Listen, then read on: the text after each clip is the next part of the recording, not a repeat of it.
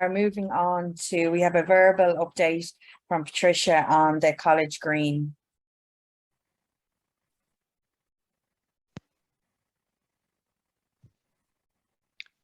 Good afternoon, everybody. Can you all hear me? I can, yeah, we can, yeah. Perfect. First of all, I'll introduce myself. My name is Patricia Reedy, and I've been recently appointed the project manager of the College Green Dame Street project.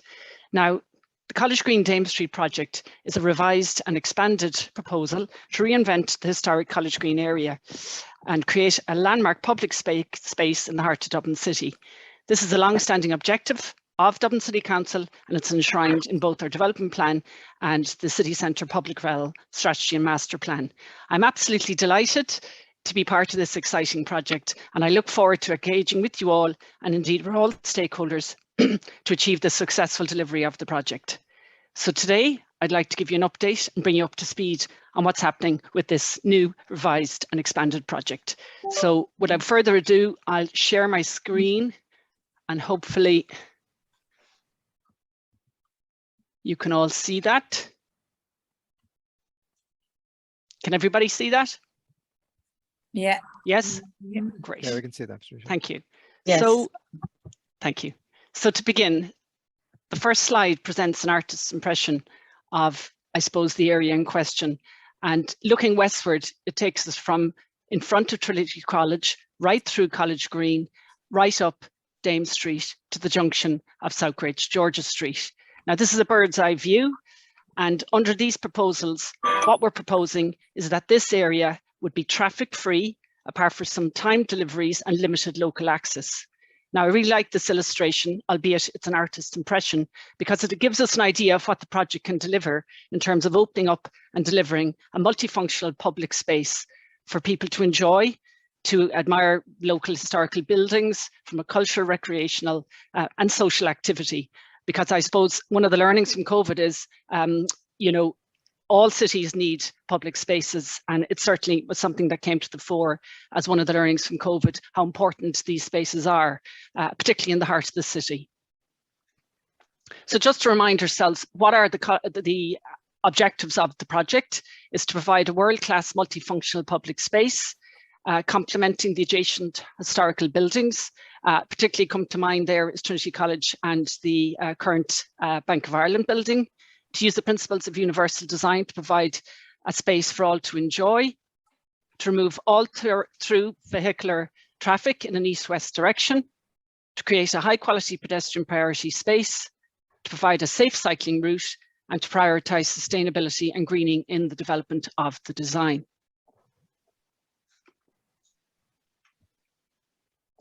Now, so taking a closer look at the project extent, and what you see before you there is the full extent, once again, in a schematic form of the proposed area of the College Green Dame Street project, taking us from front of Trinity, right up across College Green, up Dame Street, as far as the junction with South Great George's Street. Now, this illustrates both the extent of the new, expanded and revised project, and in addition highlights there in green the actual original College Green Plaza project that was designed in 2016 and brought forward to An Bord Pleanála in 2018. So what immediately strikes you is the actual almost doubling in size of the original project. And various options were looked at to progress the revised enhanced scheme with the actual original design team that was appointed. But due to EU procurement rules, and in particular the 50% rule, which applies to the expanded scope and to the actual associated value of this expanded scope, it simply was not possible to progress in this way, because to ensure compliance with the procurement rules, a new design team for the entire scheme will have to be procured.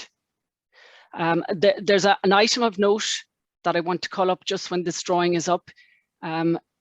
There's a change in scope in addition from the original project, in the sense that the turning circle for bus movements will no longer be required due to the Busconnex network redesign implementation. So unlike the 2016 original design, there will no longer be a requirement to facilitate bus turning movements. Now, this affords and presents a greater opportunity for greening, sustainability and biodiversity, and these can be factored into the revised design, and they'll nicely align with the goals and targets of the DCC Climate Action Plan. So what are the next steps? So to progress the revised and enhanced project is intended to go to tender for to appoint a new design team. Now, this is absolutely no reflection on the original design team. The simple facts of the matter is the procurement rules prevented their retention to develop the enhanced and expanded scheme. And it is very important to flag that all the work done to date on the original College Green scheme, including design, site investigations and surveys, etc., will be made available as part of the tendering process. And the work to date will also form an important basis for the revised design. The learnings indeed from the original project will also be used by the newly appointed design team to maximise the benefits of this exciting project. So in terms of once the design team has been appointed, they'll be charged to carry out the following phases, which are the preliminary design, screening to determine statutory planning, planning and statutory process, detailed design and tender, contract award construction, implementation and closeout. Now in parallel with this, there will be a development of a communication and stakeholder engagement strategy and plan, because this is very important and will be at the heart of the project, reaching out to all stakeholders and making sure that from the get-go, they're part of this exciting, revised and enhanced project. Definitive timelines regarding public engagement, stakeholder consultation, planning submittals, deliveries, dates, etc., will be clearer and more established once the design team has been appointed. Now, I'm not sure were any of you there on the 7th of August, but you may recall pre-COVID, we ran a number of traffic-free events in the College Green, Dame Street area in 2019, including Summer Sundays, Culture Night and Car Free Day. So I'm very pleased COVID is thankfully behind us. So we were able to run an additional Summer Sunday event on the 7th of August. And so basically College Green and Dame Street up to Georgia Street Junction was closed off to traffic from 12 to 4. And there was a family event with a circus themed, and it was a resounding success with approximately 20,000 attendants over the course of the full day. So I'd just like to finish on some of the photographs from that day. And while I'm showing you those, I'll just let you know that surveys conducted on the day by the attendees gave it a resounding thumbs up. A random sample of 216 attendees completed a short survey about the day, about their experience, and 90% rated it as excellent or very good. There was no traffic issues whatsoever, and a child being stung by a bee was the only negative feedback I personally received. So I'd just like to finish by reinstating that the revised and enhanced project presents an exciting and fresh opportunity to create a safe, inclusive, accessible public space for people of all ages to meet, to relax and to enjoy. And I'll hand you back to Brendan O'Brien for a further presentation, and I'll be happy to take questions once that is complete. Thank you very much. Thanks, Patricia. Just bear with me 1 second.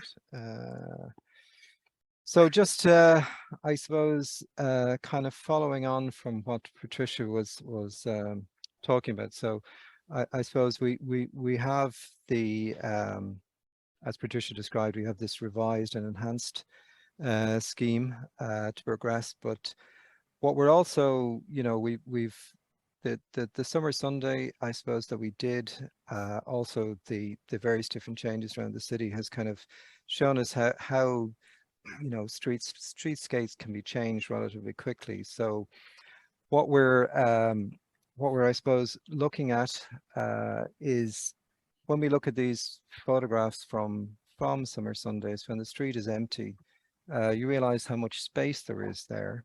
And the other aspect of it, which has been mentioned, is the fact that, you know, the Busconnex network redesign, which sets out the whole new network for bus operation in the city, is gradually being implemented across the city, and this will start to accelerate in the next couple of months. It'll be into 2023 and finished by 2024. That actually takes the bus services out of this area And during the course of that, as various different spines and various different alignments come into play, so for example, Wine Tavern Street becoming two-way with a contraflow bus lane on it, this reduces the number of buses in College Green and reduces the actual demand on a number of the bus stops in College Green. So one of the items that we're considering advancing, and we're going to start doing some work on it, is, you know, can we in advance, while we still have buses there, but not quite as many buses, not quite as many bus passengers, can we start to take some of this space on an interim basis? So for example, start to reduce down the carriageway, perhaps to 2 lanes, 1 in each direction, to look at providing some interim seating, some interim greening and so on in these areas, and really kind of start to take advantage of the network redesign, which is, as I say, currently reducing and moving buses around the city into a more optimal alignment. So what we're looking at, and we'll be coming back with more information, this is still very much in kind of thought process, I suppose, at the moment, but we just thought it would flesh out the full picture for yourselves. So what we're looking at doing is potentially from somewhere 2023, when some of there's 2 spines going into operation before the end of the year, and there's more orbitals and more spines coming into place early next year. So what we're looking to do is we're looking to reduce the space for vehicular traffic in College Green, Dame Street, as those changes to bus numbers and as the demand for passengers changes. We feel there's some scope for us to start to take some of that space. To change the bus corridor hours to be 24/7. At the moment they're 12-hour, and to provide an interim urban streetscape design for this new enhanced space. So, you know, recognizing the fact that this is a gradual process with Busconnex, it's not a big bang. The routes are changing slowly. We want to take some advantage of this and bring forward some ideas for how we can actually allow people to use this space in the manner that you saw there for summer Sundays on a more consistent basis by providing this space. So it's something that we're going to be looking at with more detail, you know, and coming back with some proposals. But just to let you know, I suppose for completeness, that's also in our mind, is to start that process. Patricia Reedy, as she introduced herself, is the project manager for the College Green Dame Street project. So that project will continue on. This will be something that'll be done on a far more interim basis, just to start to capture some of this space. And you've seen the photographs from Summer Sunday, how people really enjoyed this space, and hopefully we can actually start to give not all the space, but at least part of the space over to people earlier than anticipated. So thank you, and as Patricia said, we'll take any questions people may have.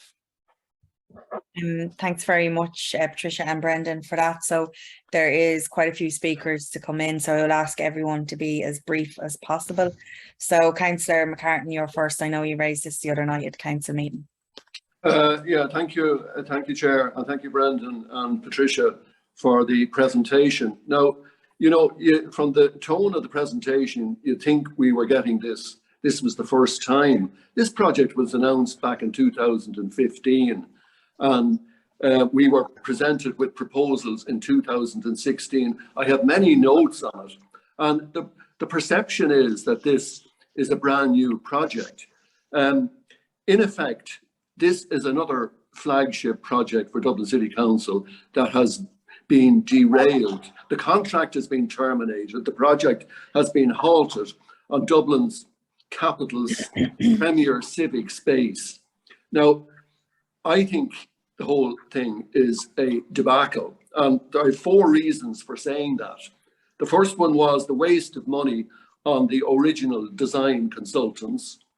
The second one was the flawed traffic analysis, which was rejected on the grounds of on board Planola, when the project should have proceeded. The third one, Chair, is the failure to complete this project during the term of this council. We're talking about 2023. It looks to me as if it'll be 2025.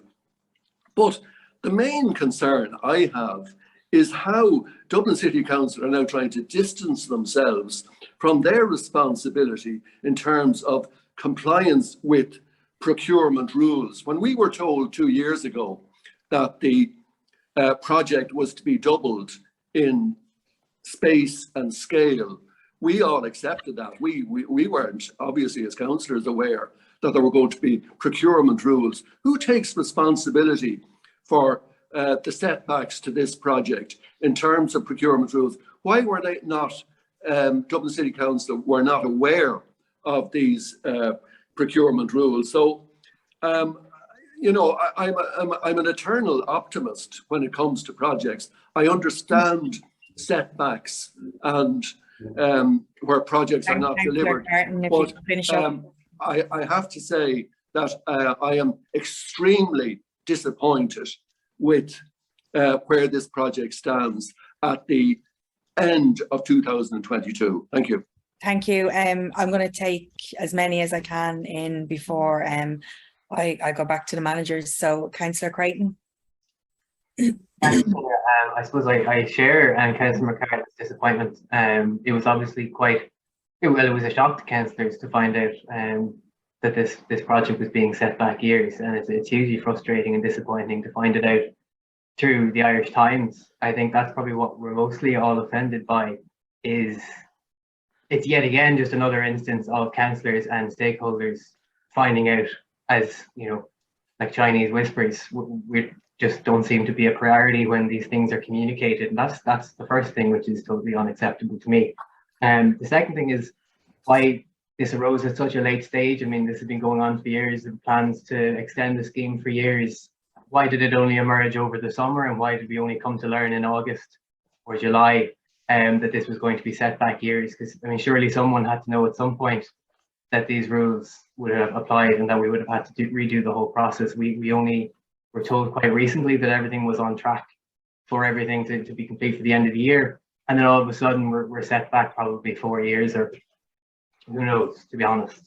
So that's the second thing. So I would like to know who knew first, and when did this first become aware that these rules would have had this impact, and what was the subsequent actions then? How long did it take for the chief executive to be informed, and essentially why were councillors not informed as a matter of priority either? And then I suppose lastly, is there any sort of timeline really for this that will clearly isolate the delay? How much of a delay will be added onto this project as a result of this change at this late stage? Thank you. Thanks, Councillor Creighton. Councillor Flynn. Thank you very much, Chairperson, and thank you very much, Patricia, and thank you very much, Brendan. Yeah, I mean, I'm not surprised here at all. I mean, I was involved in the Borpanola case. I was there, and Owen Keegan straight away afterwards said that this project is dead in the water. The councillors in the southeast area reignited it. Owen Keegan didn't want it to happen because he had no grow for it. What concerned me about Monday was the fact that Mr. Keegan now intends the project split, and Brendan O'Brien has just confirmed that they will try and kind of shoehorn in small little quick wins. Well, I can tell you, every single quick win they try to put in down here will be challenged under law. So they need to be really careful. This is a serious project, Chairperson, probably one of the biggest projects in the city, where a huge area is going to be somewhat pedestrianised or traffic free. We're not really sure, bearing in mind that the banks are allowed to drive into the bank. There's ambulance and fire brigades coming out of Tarshi, as well as guards, that cars, there's deliveries, etc. Bearing in mind that you find it very difficult for them to manage spaces like Smithfield. With all due respects to the 20-odd thousand people who turned up, you can create that anywhere. This is a serious project, and I think it should not be delivered, by basically project splitting. This has to be put back out to the tendering process. As the two councillors said, we need answers from Mr. Keegan as to how Dublin City Council, a local authority, didn't understand their own procurement process, how they actually extended the project. Could he simply not go back to what the project was originally without putting the extension into it, and maybe try and deliver the original project by way of proper procedures? It became an issue, Chairperson, when they added on the likes of Dame Street. I wish Patricia all the best, and I certainly wish Brendan O'Brien all the best. But I think that this is going to be a very, very controversial issue. And unless it's actually dealt with by way of a single project, by a single planning, there's been a huge amount of money spent on this particular project. And as I said, with all due respect to closing down the city, traffic, etc., if you leave it like you've left Capel Street, and I was at a meeting today in Capel Street with all the businesses down there, and they're adamant that they want the street back, we really need to be very clear. But the City Council, Mr. Owen Keegan, the CEO, should be here to address this meeting and stand over pulling the project. Thank you. Thanks, Councillor Flynn. Just if I can ask anyone not to repeat anything that anybody else has said, I'm going to bring in Gary. Thank you, Chair. Thank you, Patricia. Thank you, Brendan. The first thing is, Patricia, you're talking about consultation near the end of the process. And you mentioned universal design. Universal design and consultation must be at the very preliminary start of the process. That's half the problem. Now, as regards the summer Sundays, I didn't go to this one because the last year that did it, it took me 40 minutes to get down the quays in a bus. So when you say there was no traffic problems, it depends on how you look at it. Also, traffic free, again, people had mentioned it. Capel Street has already become a no-go zone for people with disabilities because it's not traffic free. You have bikes, e-bikes, e-scooters, delivery scooters and bikes shooting both ways up and down the road. The paths are inaccessible and the summer Sunday was totally inaccessible as well. Now, Brendan, you're talking about interim basis and new enhanced space. You did that all over the city and none of it was accessible anywhere. The only one in Capel Street that was put in by the pub itself. And the other thing I might add, and this is very rarely that it happens, the entire disability community got together to fight College Green. Nobody wanted it. And it's going to be exactly the same again. It is excluding people. It is creating areas that will be too far to walk to, too far to get to, and too hard to get to. It'll be creating no-go zones in the city for people with disabilities and also people who have less mobile, for older people, people with buggies. They can't do these active travel, 10-minute walks here, 10-minute walks there. It's not possible. So when you're saying it's inclusive, it's not. It excludes a very large part of the community, the older community, the disabled community. And so like, this is what I'm getting feedback from my members are telling me what I know from my personal experience and what I've seen when Bord Clonola threw it out the first time, that it won't work. But Owen Keegan and Owen Keegan's on the board of the NTA and they're all in agreement saying it'll work. If you say it works enough times, it doesn't make change to simple facts. It won't work.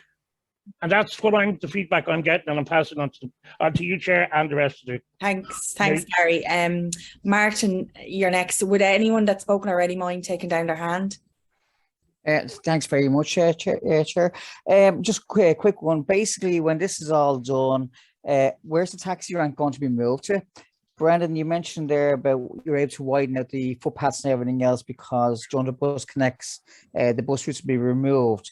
As far as I'm aware, up till next summer, there's actually only one bus route being removed from College Green. The rest of them won't appear until the end of next year at the earliest. And that's the only one that's going to happen. Basically, when is the tendering actually going to be finalised? So when are we actually going to know this is going to be starting so we can actually then get involved a bit better? Thank you. Thanks for your brevity, Martin. Councillor O'Toole. Thank you, Chair. Yeah, just a couple of things. I agree with most of all the previous speakers, not all, but most of it. I just have a couple of questions. I'm still confused about bus routes. Maybe it's my own fault. Are some bus routes still going to go through College Green and Dame Street? I'm not clear on that. I know we previously on another plan when they were going to talking about buses coming up that street up to City Hall, Parliament Street, and turning around or whatever. Now I'm familiar with some of the routes that go through there. I actually use them sometimes. So maybe I'm not clear on that. Maybe there's a little. I could have a little more information on public transport, as in this case, buses. The other thing, and Martin touched on it there. I don't get an indication of a definite timeline here.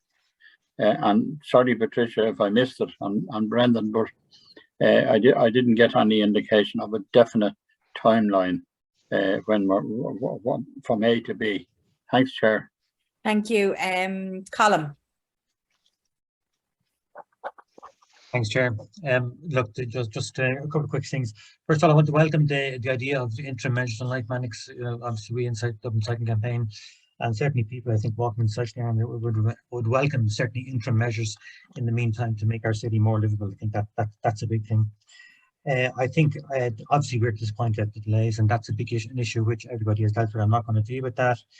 I just want to ask a question too about the bus corridors. Brendan mentioned the 24-hour bus corridors, and it's very obvious in a number of areas, particularly very close to Dame Street itself.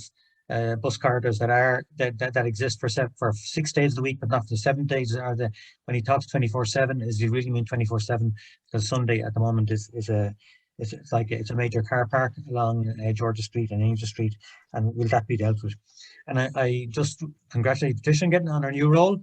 Patricia really on this particular project, and obviously she's moved from a whole series of city centre projects. And I think this just begs the question, which I've raised before, about the complete reorganisation of the transport sector within the City Council. And I think we as a transport SPC, we just need to know exactly who's doing what in which area. And we're going to get a presentation further on from Chris Manzira in relation to the actual active travel side. I think it would be just, I know it's not directly related to College Green, but I think we just need a clarity on how things are being dealt with within the City Council with the new structures and the new people that have joined. Thanks very much. Thank you. So just 3 speakers left. So Richard, Councillor Cooney and Councillor Warner. Yeah, thanks, Chair. Just a couple of very quick questions. We've conducted some research and actually the desire for meeting spaces and the desire to use the city as a place to meet people is actually the second most popular thing to do. So as a concept, this is something we'd very much support. As been mentioned before, a major reason for Bord Pleanála rejecting the first plan was to do with the traffic management and buses. It would be incredibly important for the business community to know where buses are going to be rerouted to, and most particularly where the bus stops are going to be, because people generally do not walk more than 250 meters from where they alight from their public transport. So the importance of where those bus stops will be placed, particularly for the Grafton Street area. And finally, will bicycles be facilitated on the plaza, or is it going to be pedestrian only? Thanks. Thanks, Richard. Councillor Cooney and then Councillor Horner. Yeah, I welcome. I obviously nobody likes to see delays, but I think we've got a better plan in place now than had we not. Sometimes something that seems like a bad thing turns into a good thing. And I think what we've got now is a better plan because it's extended up Dame Street. And I believe we saw some of these concept drawings with the city architect with Ali Grant some time ago. So we'd all be aware of this as a possibility, and something that was coming down the line. I think it could be extended. It'll be great for all the little roads off. Not only is it going to be great for College Green and that area, and to be able to actually appreciate the beauty of our architecture, which looks like something, really pride of any capital city. I think we've some wonderful architecture that often goes unmissed because people cannot actually sit and down and appreciate and look at the beauty of this area. It'd be great if we could extend it up to City Hall, because then we could all walk up to City Hall comfortably. And I just wonder if everyone mute themselves. There's a bit of background noise there. She wants to be a nurse. I don't know who's got their, and also some of the little roads off it, like Crow Street and all those. It'll really be good for them as well that they have that. And I suppose, you know, people said when the pedestrianisation of Grafton Street or Henry Street is going to be a disaster, and look at them now, they're the best shopping streets that we have, you know, our premier shopping streets in areas that people like to go to most, including Dubliners and visitors alike. So I think this will be absolutely wonderful. I really, really appreciate now that we're going to be able to put more greening in, and I hope that the unnecessary you know, boxes and things like that, something can be done, even if we put greenery all around them or something to camouflage the tombs that are there, and everybody appreciate that. So just you know, good luck, and I just want to know the timeline for this. I'm very glad there's going to be interim measures in the summer as well. Thank you. Thanks, Councillor Cooney. Councillor Horner. Thanks very much. Yeah, and just again to say, I think I really welcome and support this. I think this is great news for us. I know when we had that consultation, which I think is 1.5 years ago now, asking people what they wanted to see for Dame Street, it was 96% of the general public that came back to say they really supported this vision for the city. So I think it is really our job here today not to there will of course be problems, there will be issues that'll arise, but I think it is our job as representatives for the city to find solutions to those problems and make sure this incredible opportunity to bring forward a flagship project for the city succeeds as best it can. So I really hope that we can all engage with that approach to it. I would really love to see, I guess again, kind of details as to how we will be kept updated as this scheme progresses. I get, like, there's been a few things mentioned there about taxi ranks, bus stops, the timeline from when we get more precision about that. I guess the permanent scheme timeline as well, just to clarify and make sure that there's nothing about this scheme that would in any way jeopardize or delay the timeline for the permanent scheme. And Patricia, I know that you previously had a responsibility for the city centre traffic strategy, so I don't know whether that is kind of taking account of this project or whether that is a strategy which is plays into or how they might interact with each other. And I think those are the majority of my comments, but just to say thank you very much to the team for the work in this, and I really look forward to it progressing. Thank you, Councillor Horner. And Lord Mayor Caroline, finally. Did that work there? Can you? Yeah, we can hear you. Yeah. Thanks very much, and thanks very much for the presentation. I think this is excellent, and I'm delighted that it's going to start.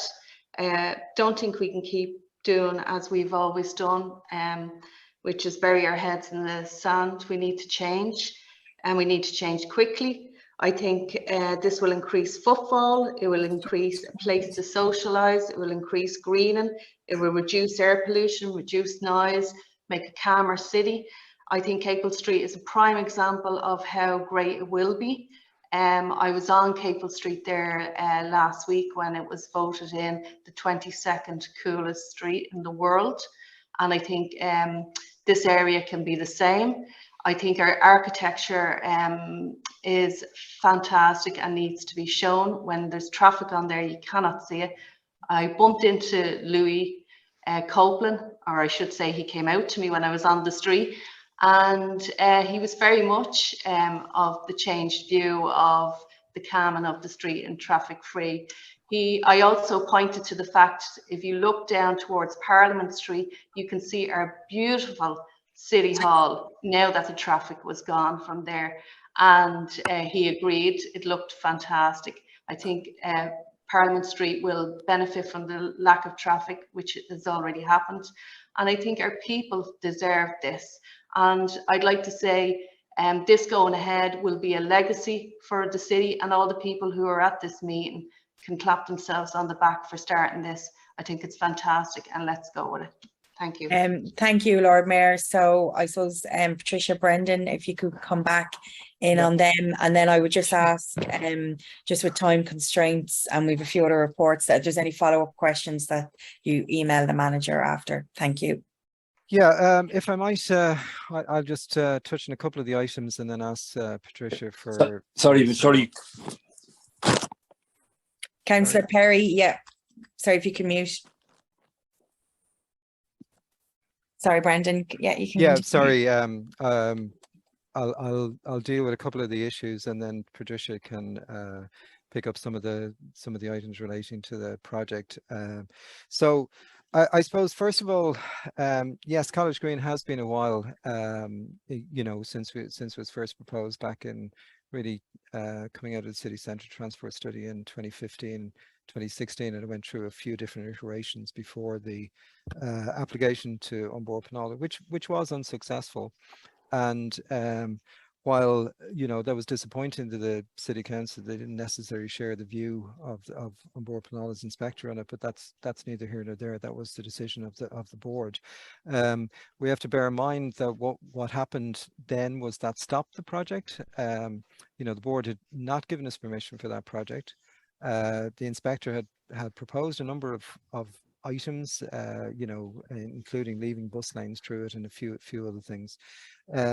So what we had to do was we had to do an analysis of what was proposed initially, what was some of the items that came out of the inspector's report, and then we also decided to really just explore it, which by holding a series, we held, I think it was 5 summer Sundays back in 2019, pre-COVID, and really the lessons learned from that, which we had communicated to the SPC on a number of occasions, really was around the fact that this project, you know, on the ground, you know, worked better when we had the overall kind of streetscape rather than just confining it to the plaza.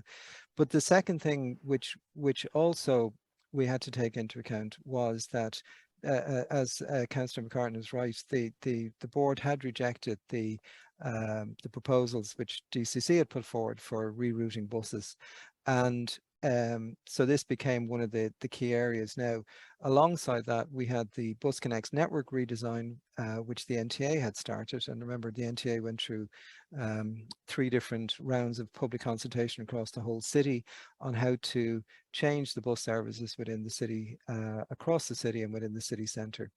So we couldn't advance in a design until we actually had some clarity on what that network was.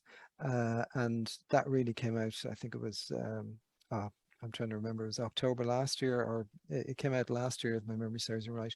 But until we got that, we couldn't start to advance any further details on it. So what we had done was we had undertaken a public consultation which looked at a number of different options. So first of all, we'd engaged an independent consultant to do a multi-criteria analysis on 5 different proposals in this area, including the original one, including the one which was in the inspector's report, and including a number of other items, including extending it to Georgia Street, and including an option to extend it to Georgia Street and to pedestrianize it to after 11 o'clock. So we went out to public consultation on that, you know, in 2020, 2021, you know, and that came back quite overwhelmingly, you know, in favor of doing the complete scheme. And that was as a result of the public consultation, which I think it was 94% of people, or some very, very high number, both liked the idea of us doing it and wanted us to do the complete area, not just the smaller one as previously. So that then fed into our thoughts on what we had to do. So we then had a bus network design, which we realized you know, would have an implementation process up to 2024. And I suppose one of the key elements of that network redesign was, you know, using some of the alternative routes. So taking some of the buses around Stephen's Green down Dawson Street. So maintaining those bus stops in Westmoreland Street and Delir Street, which previously would have been moved onto the quays, they'd still stay there. And also to route quite a number of the buses through Wine Street in a contraflow arrangement, and to make minimal use, I suppose, of Parliament Street, which had been an area of contention before. So once we had those various different elements in place, and bear in mind we were going through COVID and we had a lot of other items on the table as well, it started to become clear to us that the original design team had stopped work. So obviously after the Bord Pleanála, they had stopped work. and no further work was being carried out on the actual design because there was no project as such at that stage. So we revitalized the project. We looked at bringing it into this larger project. And as I say, the public were overwhelmingly in favor of this idea. And following on from that, you know, then became like, how do we actually do this? So we looked at maintaining the original design team, looked at various different options. Did we do it in 2 stages? Did we do it in one? Did we have 2 different teams? What way do we do it? But all in all, it came around to you know, that if you tried to split it up, if you tried to do it in different tranches, you would get you'd get real problems in different designs, different qualities, different interfaces. It would just become quite unworkable. So in the end, what we had to do is we had to decide that we needed one design team. We needed one design team to take it from where it was, you know, partially designed on the original plaza, no design done on the extended one, knit them together and bring them through the relevant statutory process. And that, you know, through procurement rules, and the procurement rules are that if you have a contract, you know, of X value, you can go 50% over on a particular item, which basically was unforeseen. So every project, you know, can have an unforeseen something that we didn't realize. But when you're foreseeing it, when you're saying this is what we're doing, we're in effect doubling the size of the project, that defense isn't there. So from a procurement rules point of view, we realized that we didn't have much of an issue, or we didn't have much of a way of bringing this forward. We did talk to the original design team. We did explain to them the particular issue. We wanted to make it very clear there was no, it was nothing to do with their design. It was nothing to do with their own high standards or anything like that. And obviously they're freely able to bid again to become the new design team, and certainly we hope that they will be interested in bidding for it.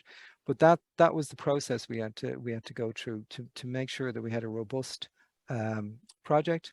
And then, you know, we had a previous project manager, Frank Lamb, who was moving over to City Recovery. We also had to find somebody, and just to explain, Patricia Reedy is in City Centre Projects. City Centre Projects had originally started College Green. College Green project had moved off away from ourselves, and I suppose, if you like, it came back to City Centre Projects and Patricia then has now assumed responsibility really just since February, and a lot of these items have been trashed out. So we're now at a point where we can go and appoint, you know, go to the market, appoint a multidisciplinary design team and get the project moving. So look, you know, I would have much preferred to have built the original project in many ways, you know, so that during COVID we would have had that space available for people in the city. I think it would have been absolutely wonderful. It wasn't what got permission. We are back to trying to do that. So I kind of hope that you know, puts in perspective, there was a lot of things that needed to be put in place, a lot of interaction with the NTA, a lot of feeling out how where the buses were going, what was going to happen. There's various different questions about, you know, where bus routes are going and so on. They're going as per the Busconnex network redesign. So there's a lot of huge amounts of information on the NTA's Busconnex web network design, and you know, as those get implemented, there's any number of ones being implemented. So October, it's the G-spine. December, it's the south side orbitals. Early next year, it's the western orbitals. Then the F-spine and so on. So as those start to come into play, and as that additional route up and down Wentavern Street comes into play, we'll start to see that will start to allow us to do some interim works there. But also the overall plan is at the end of hopefully what will be either mid to late 2024, there is no bus routes left in College Green. I think you know, other questions like where taxi ranks are going and so on, some of those items are too early to be addressed, but as we go through this process we can come back to you on it. Also things like, you know, bus lanes and so on, what we're proposing, you know, is to have the kind of corridor within College Green made 24/7. At the moment, it's actually open to everybody on a Saturday and Sunday. So we want to not have a big build up on a Saturday and Sunday if we start to be able to take some space there.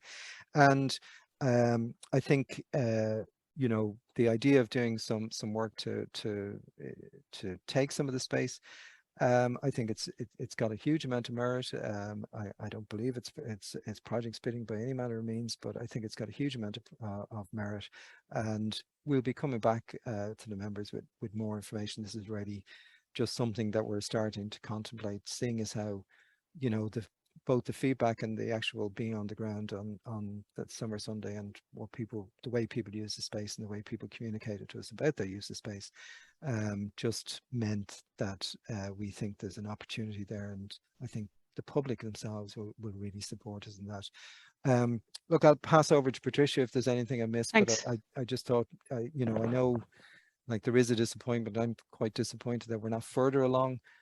But you know, all I can say is now we're back with a strong focus and a strong project manager in Patricia to try and drive it on from now. Thanks, Brendan, and thank you all for your support and your good wishes. I'm really looking forward to taking this project, grasping it and delivering it. And really looking forward to your support to achieve that. There was a lot of questions and concerns raised about consultation. And I just want to completely reiterate that there's almost a blank piece of paper at this stage. The update, the main takeaway from today in terms of the long-term project is that we hope to go to tender. You've asked for timelines. It certainly will be in Q4 of this year, with a view to appointing a multidisciplinary design team. But in parallel with that, we absolutely will be reaching out. We're developing a stakeholder and communication strategy and plan, and we'll be reaching out to all the different groups. There's multiple groups, as we know from the previous iteration, each with different needs, wants, desires, and we're obviously completely aware of that, and apologies if it didn't come across in the presentation. I had development of communication and stakeholder engagement plan at the bottom of one of the slides, but it actually is running in parallel, of course, with the project. So be absolutely rest assured, we will be reaching out to all the different groups and engaging with them, and that is an absolute certainty. In terms of some of the other questions, two-way cycling tracks will be provided. And that will be part and parcel of the new scheme. I just want to also reiterate, because there's been a couple of comments about, look, we're all a bit frustrated, but about this waste of money, etc. We're building on the past, if you like, for a better, without wanting to sound funny about it, for a better scheme to the future. And all of the work will not be lost, and indeed will inform and the future project in terms of the surveys, any of the work that was done in the previous project. So I certainly don't believe that was wasted. It will be certainly part and parcel of the tender process going forward. In terms of timelines, many of you asked about that, and I can certainly say that we will have a much better idea of timelines once the actual design team has been appointed. What I can say is that we're looking to go to tender in the next month or so. And then there's obviously a procurement process and a tendering process that absolutely has to be gone through with distinct timeframes laid out. So I suppose, look, being very optimistic, which I can be overly optimistic at time, I'd like to think that we'd be in a position to appoint a design team in Q1 of next year. But as I say, I'll have a much better idea of timeframes once the design team has been appointed, and then we'll get a crystal clear idea of how we're going forward in terms of developing the preliminary design, obviously reaching out to the stakeholders and communicating initially, and then developing a preliminary design with the view to establishing, I suppose, what's the correct planning route to go forward with.